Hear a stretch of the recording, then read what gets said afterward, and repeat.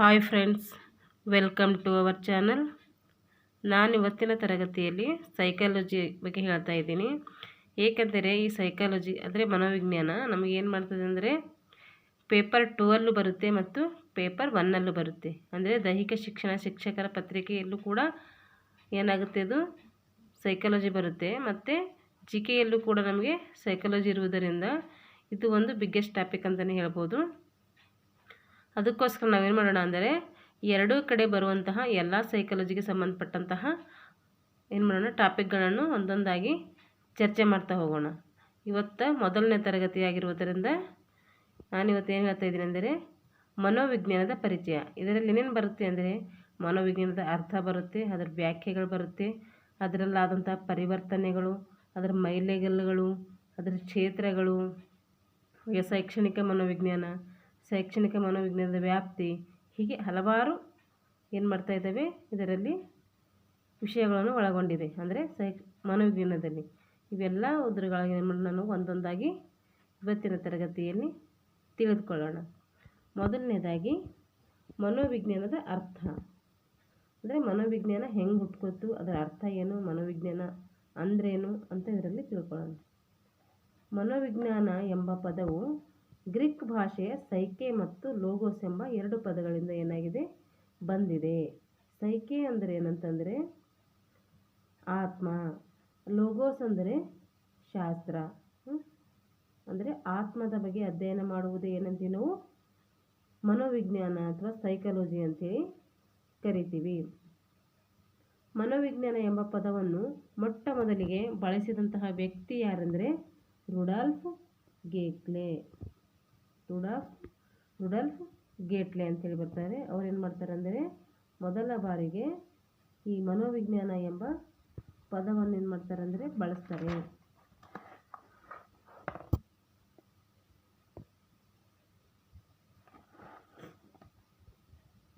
ಮನೋವಿಜ್ಞಾನವು ಎರಡು ಮೂಲಗಳಿಂದ ಉಗಮವಾಗಿದೆ. ಎರಡು ಮೂಲಗಳಿಂದ ಅಂದರೆ ಎರಡು ಅಂಶಗಳಿಂದ ಮನೋವಿಜ್ಞಾನ ಏನು ಮಾಡಿದೆ, ಅದು ಹುಟ್ಕೊಂಡಿದೆ. ಆ ಎರಡು ಮೂಲಗಳು ಯಾವಂದರೆ ಮೊದಲನೇದು ತತ್ವಶಾಸ್ತ್ರ, ಇನ್ನೊಂದು ವಿಜ್ಞಾನ. ಮುಖ್ಯವಾಗಿ ಈ ಎರಡು ಮೂಲಗಳಿಂದ ಏನಾಗಿದೆ, ಇದು ಉಗಮವಾಗಿದೆ ಅಥವಾ ಹುಟ್ಕೊಂಡಿದೆ ಅಂಥೇಳಿ ಹೇಳ್ಬೋದು. ಮನೋವಿಜ್ಞಾನ ಮೊದಲು ಏನಾಗಿತ್ತು, ತತ್ವಜ್ಞಾನದ ಒಂದು ಭಾಗವಾಗಿ ಅಧ್ಯಯನ ಮಾಡ್ತಾ ಇದ್ದಾರೆ. ಅದಕ್ಕೆ ಪರ್ಟಿಕ್ಯುಲರ್ ಆದಂತಹ ಯಾವುದೇ ಒಂದು ವಿಷಯ ಇರಲಿಲ್ಲ. ಆದರೆ ಇವತ್ತು ತತ್ವಜ್ಞಾನ ಮತ್ತು ಏನಾಗಿದೆ, ತತ್ವಶಾಸ್ತ್ರ ಮತ್ತು ವಿಜ್ಞಾನದ ಈ ಎರಡು ಭಾಗಗಳಲ್ಲಿ ಏನು ಮಾಡ್ತಾ ಇದ್ದೀವಿ, ನಾವು ಮನೋವಿಜ್ಞಾನವನ್ನು ಅಧ್ಯಯನ ಮಾಡ್ತಾ ಇದ್ದೀವಿ. ಮನೋವಿಜ್ಞಾನದ ವ್ಯಾಖ್ಯೆಗಳು ಅಂದರೆ ಮನೋವಿಜ್ಞಾನ ಕುರಿತು ಯಾರೆಲ್ಲ ಏನೇನು ಹೇಳಿದ್ದಾರೆ ಅಂತ. ಮೊದಲನೇದಾಗಿ ಕ್ರೋ ಅಂಥೇಳಿ ಮನೋವಿಜ್ಞಾನಿ ಬರ್ತಾರೆ. ಇವ್ರು ಏನು ಹೇಳ್ತಾರೆ ಅಂದರೆ ಮನೋವಿಜ್ಞಾನ ಅಂದರೆ ಇವ್ರ ದೃಷ್ಟಿಯಲ್ಲಿ ಏನಂದರೆ ಮಾನವನ ವರ್ತನೆ ಮತ್ತು ಮಾನವನ ಅಂತರ ಸಂಬಂಧ. ಅಂದರೆ ಮಾನವ ಹೇಗೆ ವರ್ತನೆ ಮಾಡ್ತಾನೆ ಮತ್ತು ಅವನು ಮಾನವನ ಒಳಗೆ ಅಂದರೆ ಅವನಲ್ಲಿ ಹೇಗೆ ಅಂತರ ಸಂಬಂಧ ಅಂದರೆ ಬೇರೆಯವರೊಂದಿಗೆ ಹೇಗೆ ಸಂಬಂಧ ಇದೆ ಅಂಥೇಳಿ ಅದ್ರ ಬಗ್ಗೆ ಅಧ್ಯಯನ ಮಾಡುವುದು ಏನಂತ ಹೇಳ್ತಾರೆ, ಇವರು ಮನೋವಿಜ್ಞಾನ ಅಂಥೇಳಿ ಹೇಳ್ತಾರೆ. ಎಕ್ಸಾಮಲ್ಲಿ ಇವ್ರ ವ್ಯಾಖ್ಯೆಗಳು ಕೂಡ ಕೇಳ್ತಾರೆ, ಯಾರು ಏನು ಹೇಳಿದ್ರು ಅಂತೇಳಿ.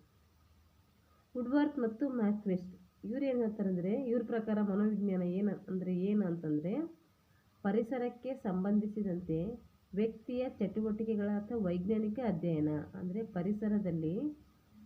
ಪರಿಸರವನ್ನು ಒಳಗೊಂಡಂತೆ ವ್ಯಕ್ತಿಯು ಪರಿಸರದಲ್ಲಿ ಏನೇನು ಚಟುವಟಿಕೆಗಳನ್ನು ಮಾಡ್ತಾನೋ ಅದ್ರ ಬಗ್ಗೆ ನಾವು ಅಧ್ಯಯನ ಮಾಡೋದಕ್ಕೆ ಏನಂತೀವಿ, ಮನೋವಿಜ್ಞಾನ ಅಂತೇಳಿ ಕರಿತೀವಿ ಅಂತೇಳಿ ವುಡ್ವರ್ತ್ ಅವರು ಹೇಳ್ತಾರೆ.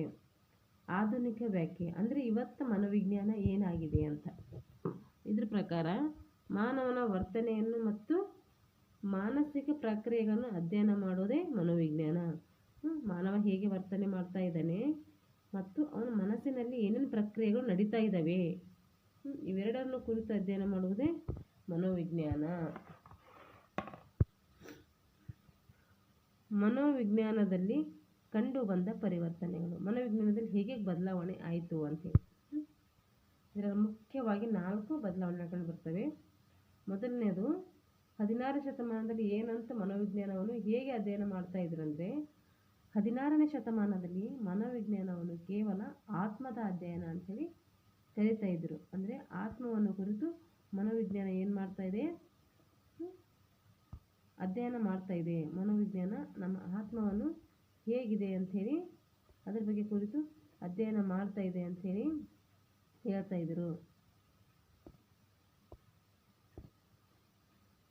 ಸರಿ, ಆತ್ಮದ ಅಧ್ಯಯನವೇ ಏನಂತ ಹೇಳಿದ್ರೆ 16ನೇ ಶತಮಾನದಲ್ಲಿ ಮನೋವಿಜ್ಞಾನ ಅಂತ ಹೇಳಿದ್ರೆ. ಹಾಗೆ ಹೇಳಿದವರು ಯಾರಂದರೆ ಅರಿಸ್ಟಾಟಲ್, ಪ್ಲೇಟೋ, ಡೆಕರ್ಟ್, ಡೆಮೋಕ್ರಿಟಿಸ್. ಇವರೆಲ್ಲ ಏನು ಹೇಳ್ತಾರೆ ಅಂದರೆ ಮನೋವಿಜ್ಞಾನ ಒಂದು ಆತ್ಮದ ಅಧ್ಯಯನವಾಗಿದೆ ಅಂಥೇಳಿ ಹೇಳ್ತಾರೆ. ಅದೇ ರೀತಿ ಮುಂದುವರೆದು 17ನೇ ಶತಮಾನದಲ್ಲಿ ಏನು ಹೇಳ್ತಾರೆ ಮನೋವಿಜ್ಞಾನ ಕುರಿತಂತಂದರೆ, ಮನೋವಿಜ್ಞಾನ ಆತ್ಮದ ಅಧ್ಯಯನ ಅಲ್ಲ, ಇದೊಂದು ಮನಸ್ಸಿನ ಅಧ್ಯಯನವಾಗಿದೆ ಅಂಥೇಳಿ ಹೇಳ್ತಾರೆ. ಅಂದರೆ ಆತ್ಮವನ್ನು ಅಲ್ಲಗಳೆದು ಮನಸ್ಸಿನ ಅಧ್ಯಯನ ಆಗಿದೆ ಇದು ಅಂಥೇಳಿ 17ನೇ ಶತಮಾನದಲ್ಲಿ ಹೇಳ್ತಾರೆ. ಅಲ್ಲಿಗೆ ಇಲ್ಲಿ ಒಂದು ಶತಮಾನ ಡಿಫ್ರೆನ್ಸ್ ಆಗುತ್ತೆ. ಒಂದು ಶತಮಾನದಾಗ ಏನಾಯ್ತದು ಮನಸ್ಸಿನ ಅಧ್ಯಯನ ಇತ್ತು, ಮೊದಲೇನಾಯಿತು ಆತ್ಮದ ಅಧ್ಯಯನ ಇತ್ತು. ಮನಸ್ಸಿನ ಅಧ್ಯಯನವಾಗಿದೆ ಅಂಥೇಳಿ ಯಾರು ಹೇಳಿದ್ರಂದರೆ ಇಮ್ಯಾನ್ಯುಯಲ್ ಕ್ಯಾಂಟ್, ಪೊಪೊಲೊಜಿ, ಲ್ಯಾಕೆ, ಲಿಬ್ನಿಜ್, ಹೂಬ್ಸ್. ಇವರೆಲ್ಲ ಏನು ಹೇಳ್ತಾರೆ ಮನೋವಿಜ್ಞಾನ ಒಂದು ಮನಸ್ಸಿನ ಅಧ್ಯಯನವಾಗಿದೆ ಅಂಥೇಳಿ ಹೇಳ್ತಾರೆ. ಅದೇ ರೀತಿ 19ನೇ ಶತಮಾನದಲ್ಲಿ ಅಂದರೆ 2 ಶತಮಾನಗಳ ನಂತರ ಏನು ಹೇಳ್ತಾರೆ ಅಂದರೆ 17, 19 2 ಬಗ್ಗೆ 2 ಶತಮಾನ ಗ್ಯಾಪ್ ಆಗುತ್ತಾನೆ ಅದು. 19ನೇ ಶತಮಾನದಲ್ಲಿ ಮನೋವಿಜ್ಞಾನ ಏನಾಗಿದೆ ಅಂತ ಹೇಳ್ತಾರೆ ಪ್ರಜ್ಞೆ ವ್ಯವಸ್ಥೆಯ ಅಧ್ಯಯನ. ಅಂದರೆ ಇದೇನು ಮಾಡ್ತದೆ ಪ್ರಜ್ಞೆಯನ್ನು ಕುರಿತು ಅಧ್ಯಯನ ಮಾಡ್ತದೆ. ಮನಸ್ಸಿನ ಬಗ್ಗೆ ಅಧ್ಯಯನ ಮಾಡುವುದು ಸೂಕ್ತವಲ್ಲ ಅಂಥೇಳಿ ಅದು ಒಂದು ಪ್ರಜ್ಞೆ ವ್ಯವಸ್ಥೆ ಅಧ್ಯಯನವಾಗಿ ಮಾಡಬೇಕು ಅಂಥೇಳಿ ಅಂದ್ಕೊಂಡು ಅದೇನು ಮಾಡ್ತಾರೆ ಒಂದು ಪ್ರಜ್ಞೆ ವ್ಯವಸ್ಥೆ ಅಧ್ಯಯನವಾಗಿದೆ ಅಂಥೇಳಿ ಹೇಳ್ತಾರೆ. ಪ್ರಜ್ಞೆ ವ್ಯವಸ್ಥೆಯ ಅಧ್ಯಯನವಾಗಿದೆ ಮನೋವಿಜ್ಞಾನ ಅಂಥೇಳಿ ಹೇಳಿದರು ಯಾರಂದರೆ ವಿಲಿಯಂ ಊಂಟ್ ಆಗಿರ್ಬೋದು, ವಿಲಿಯಂ ಜೇಮ್ಸ್ ಆಗಿರ್ಬೋದು, ಟಿಶ್ನರ್, ವ್ಯೂವ್ಸ್, ಸುಲ್ಲಿ. ಇವರೆಲ್ಲ ಏನು ಹೇಳ್ತಾರೆ ಮನೋವಿಜ್ಞಾನ ಒಂದು ಪ್ರಜ್ಞೆ ವ್ಯವಸ್ಥೆಯ ಅಧ್ಯಯನ ಅಂಥೇಳಿ ಹೇಳ್ತಾರೆ. 20ನೇ ಶತಮಾನದಲ್ಲಿ ಮನೋವಿಜ್ಞಾನ ಯಾವ ರೂಪ ಪಡ್ಕೋತು ಅಂದರೆ ಇದು ಒಂದು ವರ್ತನೆಯ ಅಧ್ಯಯನ. ಮನೋವಿಜ್ಞಾನ ಏನಾಗಿದೆ 20ನೇ ಶತಮಾನದಲ್ಲಿ ಅಂದರೆ ನಮ್ಮ ಹಿಂದೆ ಅಂದರೆ ನಾವಿರೋದು ಇವಾಗ 21ನೇ ಶತಮಾನ. ಇವಾಗ ಏನಾಗಿದೆ ಅಂದರೆ ವರ್ತನೆಯ ಅಧ್ಯಯನವಾಗಿದೆ.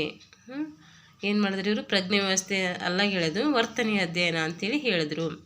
ಹಾಗಂತ ಹೇಳಿದವರು ಯಾರಂದರೆ JB Watson, William ಮ್ಯಾಕ್ಡೂಗಲ್, WB Pillsbury. ಇವರೆಲ್ಲ ಏನು ಹೇಳ್ತಾರೆ ಅಂದರೆ ಮನೋವಿಜ್ಞಾನ ಒಂದು ಆತ್ಮದ ಇದು ವರ್ತನೆಯ ಅಧ್ಯಯನವಾಗಿದೆ ಅಂಥೇಳಿ ಹೇಳ್ತಾರೆ. ಅಂದರೆ ಮನೋವಿಜ್ಞಾನ ಮೊದಲು ಏನಂತ ಅಧ್ಯಯನ ಮಾಡಿದ್ರು 16ನೇ ಶತಮಾನದಲ್ಲಿ ಆತ್ಮದ ಅಧ್ಯಯನ ಆಗಿದೆ ಅಂತ ಹೇಳ್ತಾರೆ. 17ನೇ ಶತಮಾನದಲ್ಲಿ ಮನಸ್ಸಿನ ಅಧ್ಯಯನ ಅಂತ ಹೇಳ್ತಾರೆ. 19ನೇ ಶತಮಾನದಲ್ಲಿ ಪ್ರಜ್ಞೆಯ ಅಧ್ಯಯನ ಅಂತ ಹೇಳ್ತಾರೆ. ಆದರೆ 20ನೇ ಶತಮಾನದಲ್ಲಿ ಇದೊಂದು ವರ್ತನೆಯ ಅಧ್ಯಯನ ಅಂಥೇಳಿ ಹೇಳ್ತಾರೆ. ಒಟ್ಟಲ್ಲಿ 4 ಹಂತಗಳು ಕಂಡು ಬರ್ತವೆ: ಆತ್ಮ, ಮನಸ್ಸು, ಪ್ರಜ್ಞೆ ಮತ್ತು ವರ್ತನೆ. ಪ್ರೆಸೆಂಟ್ ಏನಾಗಿದೆ ಮನೋವಿಜ್ಞಾನ ವರ್ತನೆಯ ಅಧ್ಯಯನವಾಗಿದೆ. ಮನೋವಿಜ್ಞಾನ ಎಲ್ಲಿಯವರೆಗೆ ಮನೋವಿಜ್ಞಾನ ಮನಸ್ಸನ್ನು ಕುರಿತು ಅಧ್ಯಯನ ಮಾಡ್ತದೋ ಅಲ್ಲಿಯವರೆಗೂ ಇದು ಒಂದು ವಿಜ್ಞಾನ ಆಗ್ಲಿಕ್ಕೆ ಸಾಧ್ಯ ಇಲ್ಲ ಅಂಥೇಳಿ ಯಾರು ಹೇಳ್ತಾರೆ ಅಂದರೆ JB ವ್ಯಾಟ್ಸನ್ ಅವರು ಹೇಳ್ತಾರೆ. ಇವಾಗ ಅದರ ಮೈಲಿಗಲ್ಲುಗಳು ಅಂದರೆ ಮನೋವಿಜ್ಞಾನದ ಮೈಲಿಗಲ್ಲುಗಳು ಅಂದರೆ ಅದು ಏನೇನು ಸಾಧನೆ ಮಾಡಿದೆ ಅಂತ. 1879ರಲ್ಲಿ ಜರ್ಮನಿಯಲ್ಲಿ ಏನು ಮಾಡಿದ್ರು ಮೊಟ್ಟ ಮೊದಲ ಪ್ರಯೋಗಶಾಲೆಯನ್ನು ತೆರೆದರು. ಅದು ಎಷ್ಟರಲ್ಲಿ ಅಂದರೆ 1879. ಯಾರು ತೆರೆದ್ರು ಅಂತ ಹೇಳ್ತಾರೆ ವಿಲಿಯಂ ಊಂಟ್. 1890ರಲ್ಲಿ ವಿಲಿಯಂ ಜೇಮ್ಸ್ ಏನು ಮಾಡ್ತಾನೆ ಪ್ರಿನ್ಸಿಪಲ್ ಆಫ್ ಸೈಕಾಲಜಿ ಎಂಬ ಪುಸ್ತಕವನ್ನು ಬರೀತಾನೆ. ಕನ್ನಡದಲ್ಲಿ ಮನೋವಿಜ್ಞಾನ ತತ್ವಗಳು ಅಂತೇಳಿ ಕರೀತಾರೆ, ಇಂಗ್ಲೀಷಲ್ಲಿ ಪ್ರಿನ್ಸಿಪಲ್ಸ್ ಆಫ್ ಸೈಕಾಲಜಿ ಅಂತೇಳಿ ಇದನ್ನು ಕರೀತಾರೆ. 1895ರಲ್ಲಿ ರಚನಾವಾದ ಮನೋವಿಜ್ಞಾನದ ಒಂದು ಅಂಗವಾಗಿ ಏನು ಮಾಡ್ತೀವಿ ನಾವು ಇದನ್ನು ಅಧ್ಯಯನ ಮಾಡ್ತೀವಿ. 1900ರಲ್ಲಿ ಸಿಗ್ಮಂಡ್ ಫ್ರೈಡ್ ಮನೋವಿಶ್ಲೇಷಣವಾದವನ್ನು ಇವ್ರು ಏನು ಮಾಡ್ತಾರೆ ಮಂಡಿಸ್ತಾರೆ. ಇದರಲ್ಲಿ ಈಗೋ ಸೂಪರ್ ಈಗೋದ ಬಗ್ಗೆ ಇವ್ರು ಏನು ಮಾಡ್ತಾರೆ ವಿಶ್ಲೇಷಣೆ ಮಾಡ್ತಾರೆ. ಅದು ಆ ಟಾಪಿಕ್ ಬಂದಾಗ ಇದರ ಬಗ್ಗೆ ಹೇಳ್ತೀನಿ.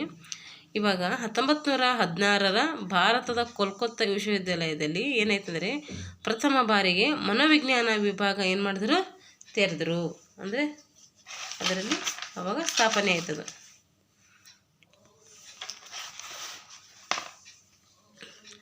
1924ರಲ್ಲಿ ವ್ಯಾಟ್ಸನ್ ವರ್ತನವಾದ ಎಂಬ ಗ್ರಂಥವನ್ನು ಏನು ಮಾಡಿದನು, ಪ್ರಕಟಣೆ ಮಾಡಿದನು. 1928ರಲ್ಲಿ ಎನ್ ಸೇನಗುಪ್ತ ಮತ್ತು ರಾಧಾಕಮಲ್ ಮುಖರ್ಜಿಯವರು ಏನು ಮಾಡ್ತಾರೆ, ಸಾಮಾಜಿಕ ಮನೋವಿಜ್ಞಾನ ಎಂಬ ಪುಸ್ತಕವನ್ನು ಪ್ರಕಟಣೆ ಮಾಡ್ತಾರೆ. 1951ರಲ್ಲಿ ಮಾನವತಾವಾದ ಎಂಬ ಒಂದು ಪಂಥವನ್ನು ಕೂಡ ಹುಟ್ಕೊಳ್ಳುತ್ತೆ. ಕಾರ್ಲ್ ರೋಜರ್ಸ್ ಕಕ್ಷೆ ಕೇಂದ್ರಿತ ಸಿದ್ಧಾಂತ ಏನು ಮಾಡಿದರು, ಇವರು ಪ್ರಕಟಿಸಿದರು.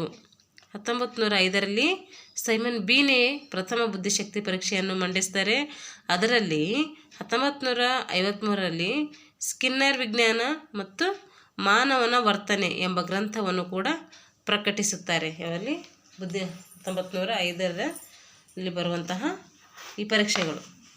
1953ರಲ್ಲಿ ಏನು ಮಾಡ್ತಾರೆ, ಸ್ಕಿನ್ನರ್ ವಿಜ್ಞಾನ ಮತ್ತು ಮಾನವನ ವರ್ತನೆ ಎಂಬ ಗ್ರಂಥವನ್ನು ಪ್ರಕಟಣೆ ಮಾಡಿದರು. ಇದರಾಗ ಸೈಮನ್ ಬುದ್ಧಿಶಕ್ತಿ ಪರೀಕ್ಷೆಯಲ್ಲಿ ಇದೊಂದು ಪುಸ್ತಕ ಪ್ರಿಂಟ್ ಆಯಿತು. 1925ರಲ್ಲಿ ಭಾರತೀಯ ಮನೋವಿಜ್ಞಾನ ಸಂಸ್ಥೆ ಪ್ರಾರಂಭ ಆಯಿತು. ಮತ್ತು ಅದರ ಜೊತೆಗೆ ಭಾರತೀಯ ಮನೋವಿಜ್ಞಾನದ ಪತ್ರಿಕೆ ಕೂಡ ಇಲ್ಲಿ ಏನಾಗ್ತೈತೆ, ಪ್ರಾರಂಭವಾಯ್ತೈತೆ. 1962ರಲ್ಲಿ ಭಾರತದ ಅನ್ವಯಿಕ ಮನೋವಿಜ್ಞಾನ ಅಕಾಡೆಮಿ ಏನಾಯಿತು, ಸ್ಥಾಪನೆ ಆಯಿತು. ಇವಾಗ ವುಡ್ವರ್ತ್ ಏನು ಹೇಳ್ತಾರೆ ಅಂದರೆ, ಮನೋವಿಜ್ಞಾನ ಮೊದಲು ಏನು ಮಾಡ್ತು, ಆತ್ಮ ಕಳ್ಕೊತು, ಮನಸ್ಸು ಕಳ್ಕೊತು, ಪ್ರಜ್ಞೆ ಕಳ್ಕೊತು. ಆದರೂ ಅದ್ಯಾಗೂ ಒಂದು ಏನಾಗಿದೆ, ವರ್ತನೆ ಅಧ್ಯಯನವಾಗಿದೆ ಅಂಥೇಳಿ ಯಾರು ಹೇಳ್ತಾರೆ ಅಂದರೆ ವುಡ್ವರ್ತ್ ಅವರು ಹೇಳ್ತಾರೆ. ಪ್ರಜ್ಞಾನುಭವ ಎಂದರೆ ನಮ್ಮ ಪರಿಸರದ ಹಾಗೂ ಮಾನಸಿಕ ಪ್ರಕ್ರಿಯೆಗಳ ಅರಿವು ನಮಗಾದರೆ ಅದೇ ಪ್ರಜ್ಞೆ ಅಂತೇಳಿ ಇರ್ತಾರೆ. ಅದನ್ನೇ ಪ್ರಜ್ಞಾನುಭವ ಅಂತೇಳಿ ಹೇಳ್ತಾರೆ. ಇವಾಗ ಮನೋವಿಜ್ಞಾನ ಕ್ಷೇತ್ರಗಳು ಅಂದರೆ ಮನೋವಿಜ್ಞಾನ ಎದುರೆದುರಲ್ಲಿ ನಾವು ಅಧ್ಯಯನ ಮಾಡ್ತೀವಿ ಅಂತ. ಇದರ ಕ್ಷೇತ್ರಗಳು ಯಾವಂದರೆ ಸಾಮಾನ್ಯ ಮನೋವಿಜ್ಞಾನ, ವಿಕಾಸ ಮನೋವಿಜ್ಞಾನ, ಸಾಮಾಜಿಕ ಮನೋವಿಜ್ಞಾನ, ಅಪಸಾಮಾನ್ಯ ಮನೋವಿಜ್ಞಾನ, ಪ್ರಾಣಿ ಮನೋವಿಜ್ಞಾನ, ಚಿಕಿತ್ಸಾ ಮನೋವಿಜ್ಞಾನ, ಶೈಕ್ಷಣಿಕ ಮನೋವಿಜ್ಞಾನ, ಕೈಗಾರಿಕಾ ಮನೋವಿಜ್ಞಾನ ಮತ್ತು ಸೈನಿಕ ಮನೋವಿಜ್ಞಾನ, ಆಪ್ತ ಸಲಹೆ, ಕಾನೂನು ಮತ್ತು ಅಪರಾಧ. ಇವೆಲ್ಲ ಏನು ಮನೋವಿಜ್ಞಾನದ ಕ್ಷೇತ್ರಗಳು. ಅಂದರೆ ಮನೋವಿಜ್ಞಾನ ಎಲ್ಲೆಲ್ಲಿ ಪಸರಿಸಿದೆ ಅಂಥೇಳಿ ಇದರಿಂದ ನಮಗೆ ಗೊತ್ತಾಗ್ತೈತೆ. ಇವಾಗ ನಾವು ಏನು ಮಾಡೋಣ ಅಂದರೆ ಒಂದೊಂದೇ ಆಗಿ ಅದ್ರ ಬಗ್ಗೆ ಡೀಟೇಲ್ ಆಗಿ ತಿಳ್ಕೊತಾ ಹೋಗೋಣ. ಮೊದಲನೇದು ಸಾಮಾನ್ಯ ಮನೋವಿಜ್ಞಾನ. ಸಾಮಾನ್ಯ ಮನೋವಿಜ್ಞಾನ ಅಂದರೆ ಇದರಲ್ಲಿ ಏನೇನು ಬರುತ್ತೆ ಅಂದರೆ ಮಾನವನ ಮೂಲಭೂತ ತತ್ವಗಳು, ಸಿದ್ಧಾಂತಗಳ ಕುರಿತು ಏನು ಮಾಡ್ತದೆ, ಇದು ಅಧ್ಯಯನ ಮಾಡ್ತದೆ. ಇದರಲ್ಲಿ ನಿಯಮಗಳು, ತತ್ವಗಳು, ಸಿದ್ಧಾಂತಗಳು ಇವುಗಳ ಬಗ್ಗೆ ನಾವೇನು ಮಾಡ್ತೀವಿ, ಇದರಲ್ಲಿ ಅಧ್ಯಯನ ಮಾಡ್ತೀವಿ. ಇದರಲ್ಲಿ ಮುಖ್ಯವಾಗಿ ಬುದ್ಧಿಶಕ್ತಿಗೆ ಸಂಬಂಧಪಟ್ಟಿರುತ್ತೆ, ಕಲಿಕೆಗೆ ಸಂಬಂಧಪಟ್ಟಿದೆ, ಸ್ಮೃತಿ, ತೀರ್ಮಾನ, ಪ್ರತ್ಯಕ್ಷ ಅನುಭವ, ಗ್ರಹಿಕೆ, ಈ ಎಲ್ಲ ಅಂಶಗಳು ಏನು ಮಾಡ್ತವೆ, ಸಾಮಾನ್ಯ ಮನೋವಿಜ್ಞಾನದಲ್ಲಿ ಕಂಡು ಬರ್ತವೆ. ಎಷ್ಟು ಇದ್ರಾಗ 2 ಹಂತಗಳು ಮಾಡ್ತೀವಿ ನಾವು. ಒಂದು ಸಾಮಾನ್ಯ ಮನೋವಿಜ್ಞಾನ, ಇನ್ನೊಂದು ಅನ್ವಯಿಕ ಮನೋವಿಜ್ಞಾನ. ಹೀಗೆ ಮುಖ್ಯವಾಗಿ 2 ಭಾಗಗಳಾಗಿ ಮಾಡ್ತೀವಿ ಮನೋವಿಜ್ಞಾನವನ್ನು.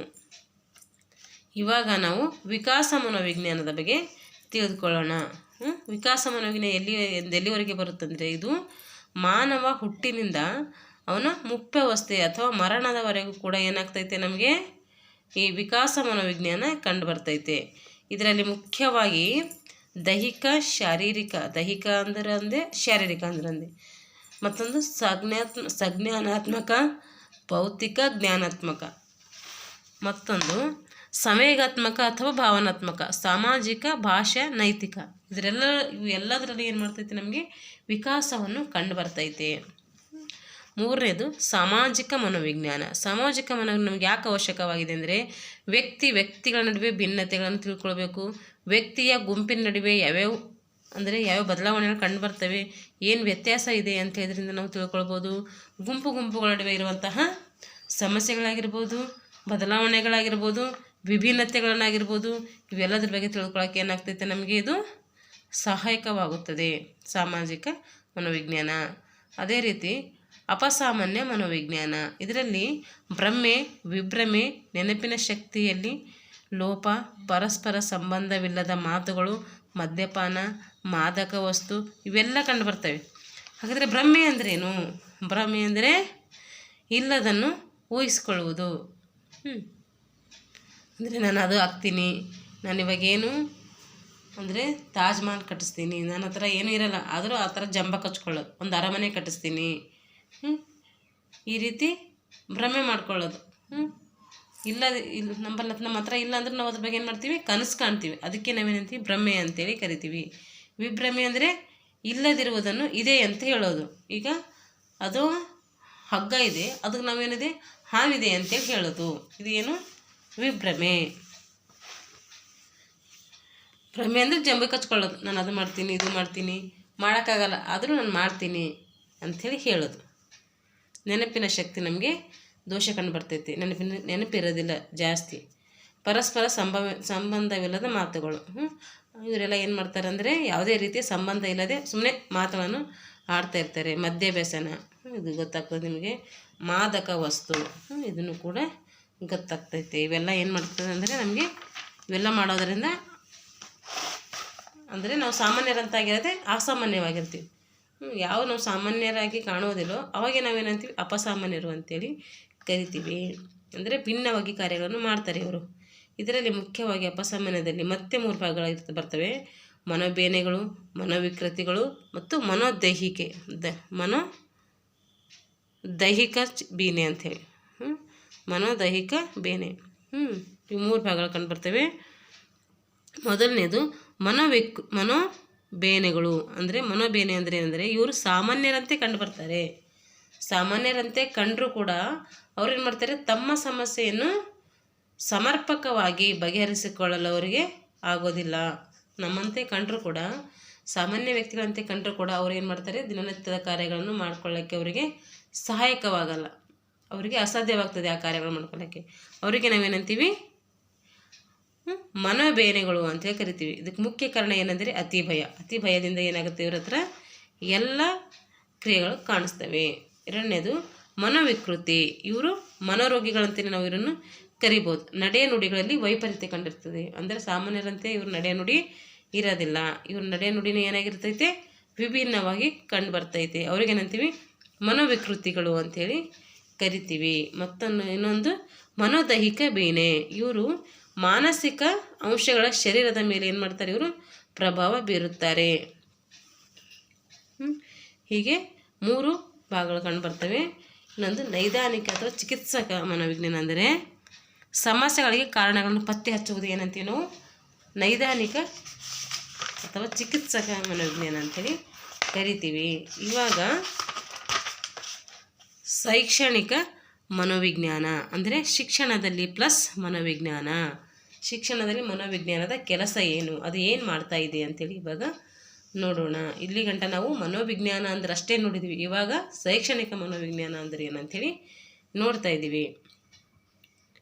ಶಿಕ್ಷಣದಲ್ಲಿ ಪ್ಲಸ್ ಮನೋವಿಜ್ಞಾನ ಅಂದರೆ ಓದುಗಾರಿಕೆ ಮತ್ತು ಕ್ರಿಯಾತ್ಮಕ ತಾತ್ವಿಕ. ಎಲ್ಲೆಲ್ಲಿ ಶೈಕ್ಷಣಿಕ ಮನೋವಿಜ್ಞಾನ ಕಂಡು ಬರ್ತದೆ ಅಂದರೆ ಓದುಗಾರಿಕೆಯಲ್ಲಿ ಮತ್ತು ಕ್ರಿಯಾತ್ಮಕದಲ್ಲಿ ಮತ್ತು ಬೋಧನೆ ಮತ್ತು ಕಲಿಕೆಯಲ್ಲಿ, ಶಿಕ್ಷಕ ಮತ್ತು ವಿದ್ಯಾರ್ಥಿಗಳಲ್ಲಿ, ವ್ಯಕ್ತಿತ್ವ, ಕಲಿಕೆ, ಇವುಗಳೆಲ್ಲ ಏನು ಬರ್ತದೆ ಅಂದರೆ ಶೈಕ್ಷಣಿಕ ಮನೋವಿಜ್ಞಾನ ನಮಗೆ ಕಂಡು ಬರ್ತೈತೆ. ಶೈಕ್ಷಣಿಕ ಮನೋವಿಜ್ಞಾನ ಪ್ರಕ್ರಿಯೆ ಹೆಂಗೆ ನಡೀತಾ ಇದೆ ಅಂದರೆ, ಕ್ರಿಯೆ ಹೆಂಗಿದೆ ಅಂದರೆ ತಾತ್ವಿಕ ಮತ್ತು ಕ್ರಿಯಾತ್ಮಕ ಸ್ವರೂಪವನ್ನು ಅರ್ಥ ಮಾಡಿಕೊಳ್ಳಲು ಶಿಕ್ಷಕರು ಮತ್ತು ಶಿಕ್ಷಣ ಪ್ರಕ್ರಿಯೆಯಲ್ಲಿ ತೊಡಗಿರಲು ಇದೇನು ಮಾಡ್ತದೆ, ಸಹಾಯ ಮಾಡ್ತದೆ. ಅದೇನೇನಂತೀವಿ, ಶೈಕ್ಷಣಿಕ ಮನೋವಿಜ್ಞಾನದ ಪ್ರಗತಿ ಅಂಥೇಳಿ ಅಥವಾ ಪ್ರಕ್ರಿಯೆ ಅಂಥೇಳಿ ಹೇಳ್ತೀವಿ. ಇವಾಗ ನಾವು ಹಿಂದೆ ಏನು ಮಾಡಿದ್ವಿ, ಮನೋವಿಜ್ಞಾನದ ವ್ಯಾಖ್ಯೆಗಳು ನೋಡಿದ್ದೀವಿ. ಇವಾಗ ಏನು ಮಾಡೋಣ ಅಂದರೆ ನಾವು ಶೈಕ್ಷಣಿಕ ಮನೋವಿಜ್ಞಾನದ ವ್ಯಾಖ್ಯೆಗಳ ಬಗ್ಗೆ ನೋಡೋಣ. ಇದ್ರ ಬಗ್ಗೆ ಯಾರ್ಯಾರು ಏನೇನು ವ್ಯಾಖ್ಯೆಗಳು ಹೇಳಿದ್ದಾರೆ ಅಂಥೇಳಿ ಶೈಕ್ಷಣಿಕ ಮನೋವಿಜ್ಞಾನದ ಬಗ್ಗೆ. ಇವರೆಲ್ಲರದ್ದು ವ್ಯಾಖ್ಯೆಗಳೇನು ಮಾಡೋಣ, ನಾವು ನೆನ್ಪಿಟ್ಕೊಳ್ಬೇಕು.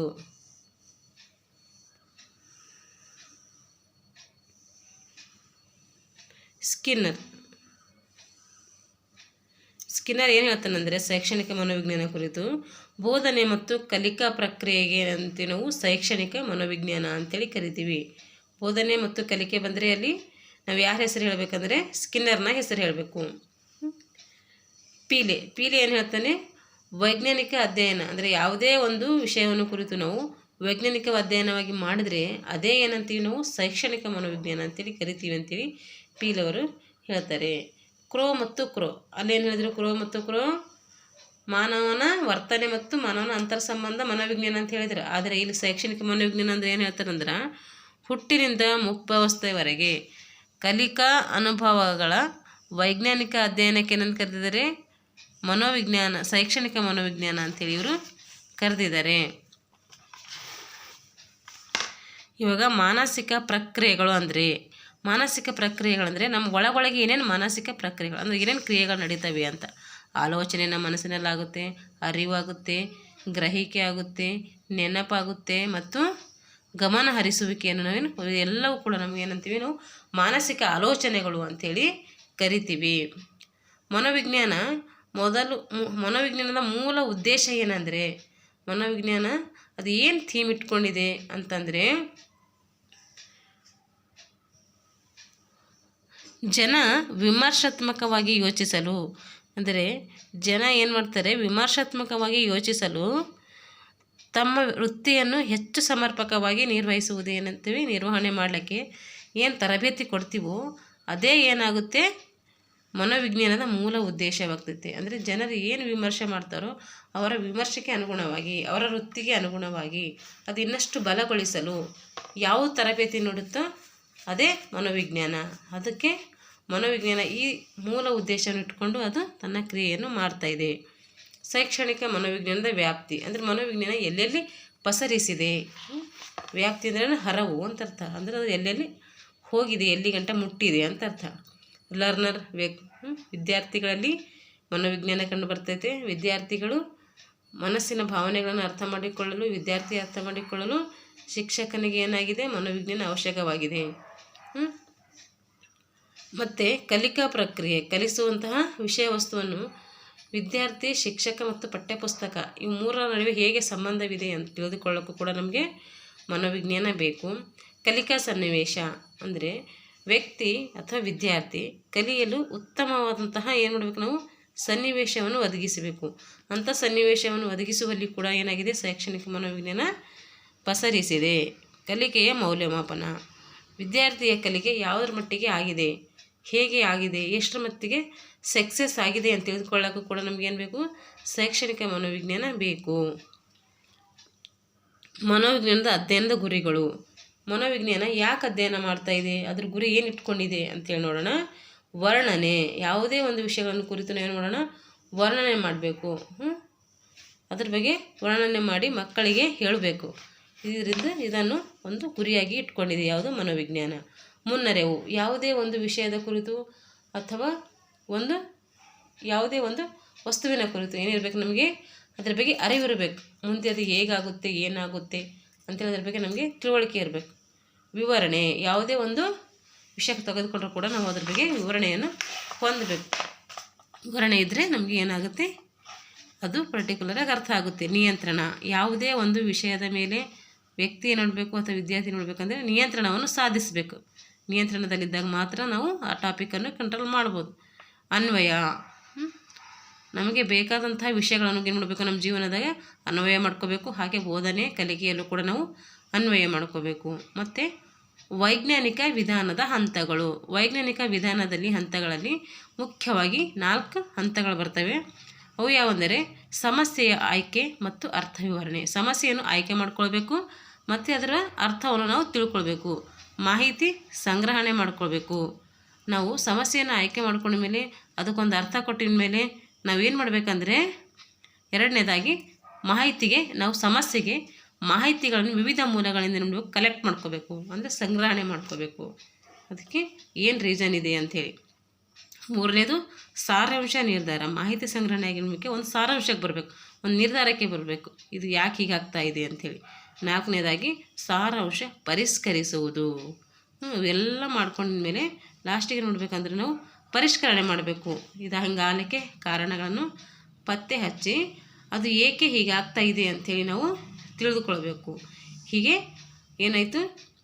ವೈಜ್ಞಾನಿಕ ವಿಧಾನದಲ್ಲಿ ಮುಖ್ಯವಾಗಿ ಏನು ಮಾಡ್ತೇವೆ? 4 ಹಂತಗಳು ಬರ್ತವೆ. ಆ 4 ಹಂತಗಳಿಗೆ ಅನುಗುಣವಾಗಿ ಏನು ಮಾಡಬೇಕು? ನಾವು ಆ ಸಮಸ್ಯೆಯನ್ನು ಬಗೆಹರಿಸ್ಕೊತಾ ಹೋಗಬೇಕು. ಇಲ್ಲಿವರೆಗೆ ನಾವೇನು ಮಾಡಿದ್ದೀವಿ ಅಂದರೆ ಮನೋವಿಜ್ಞಾನದ ಪರಿಚಯದಲ್ಲಿ ಎಲ್ಲ ಅಂಶಗಳ ಬಗ್ಗೆ ನಾವು ತಿಳಿದುಕೊಂಡಿದ್ದೀವಿ. ಹೀಗೆ ಮನೋವಿಜ್ಞಾನದ ಸಂಕ್ಷಿಪ್ತ ಪರಿಚಯವನ್ನು ನಾನು ಈ ತರಗತಿಯಲ್ಲಿ ಹೇಳುವ ಪ್ರಯತ್ನವನ್ನು ಮಾಡಿದ್ದೀನಿ. ಯಾರಿಗಾದರೂ ಈ ತರಗತಿ ಇಷ್ಟವಾಗಿದ್ದರೆ ದಯವಿಟ್ಟು ಏನು ಮಾಡಿ, ಒಂದು ಲೈಕ್ ಕೊಟ್ಟು ತರಗತಿಯನ್ನು ವೀಕ್ಷಿಸಿ ಅಂತ ಹೇಳ್ತಾ ಇಲ್ಲಿಗೆ ಈ ತರಗತಿಯನ್ನು ಮುಗಿಸ್ತಾ ಇದ್ದೀನಿ.